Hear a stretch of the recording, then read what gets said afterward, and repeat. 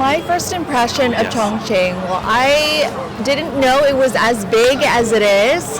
I see so many skyscrapers and the infrastructure is very interesting and it really lights up in the evenings. My first impression is that this city has so much energy. It really comes to life at night. I love the vibrant colors and just the lights, and there's just so many people here and there's so much to see as well.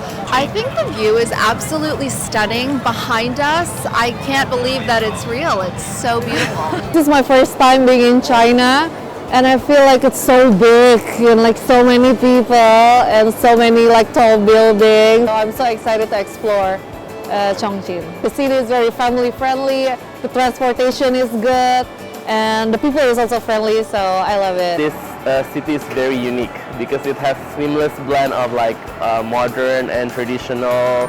I'm very excited about it. Yeah.